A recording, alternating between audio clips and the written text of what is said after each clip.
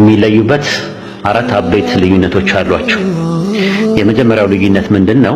እኛ ሙስሊሞች የምናመልከው አምላክ በማንነትም በምንነትም አንድ ነው ብለን ነው የምናምነው። ለምሳሌ ሱረቱ ጣሃ ምዕራፍ 20 ቁጥር 14 ላይ እኔ አላህ ነኝ ከኔ በቀር ሌላ አምላክ የለም አምልከኝ ይላል። ሱረቱ አንቢያ ምዕራፍ 21 ላይም ቁጥር 25 ላይ እንደዛ ነው፣ ከኔ በቀር ሌላ አምላክ የለምና አምልኩኝ ነው የሚለው። እኔ ብሎ አናንያ ወይም እኔነት የሚጠቀም አንድ አምላክ አለ። የአንድ አምላክ አንድ ማንነት ነው ብለን ነው የምናምነው። አላህ ነው፣ ካላህ ውጪ በሐቅ የሚመለክ አምላክ የለም ብለን። በክርስትና ግን ያለው ግን የሚመለኩ ሶስት አካላቶች ናቸው።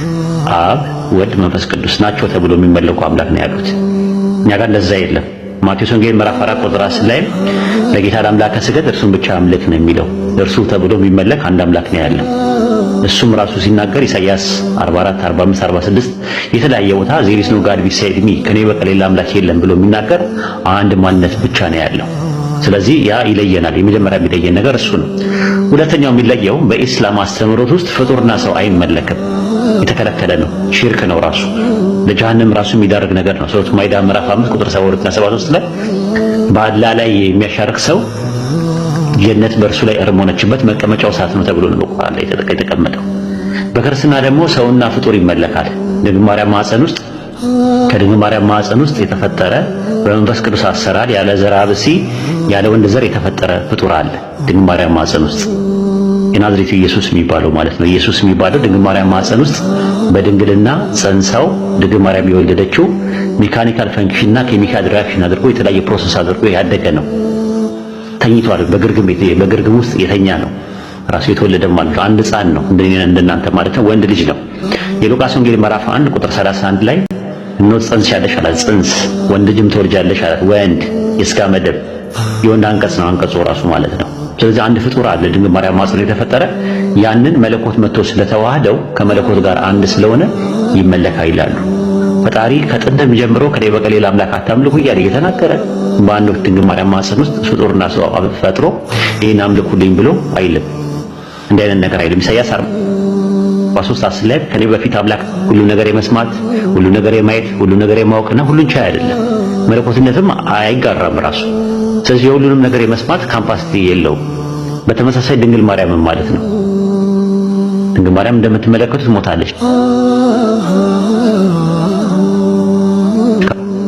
አተምና ሞለኪውል ኮምፖስት ያደረገው ቦዲዋ ዲኮምፖስት አድርጓል። አንደኛ ነገር። ሁለተኛ ነገር ደግሞ ከፊዚካል ፐርሰፕሽን የምትገናኝበት ከዚህ ዓለም ጋር ተቋርጧል። የሁላችንም እንደዛ ነው የሚሆነው። ወደ አፈርነት ይቀየራል።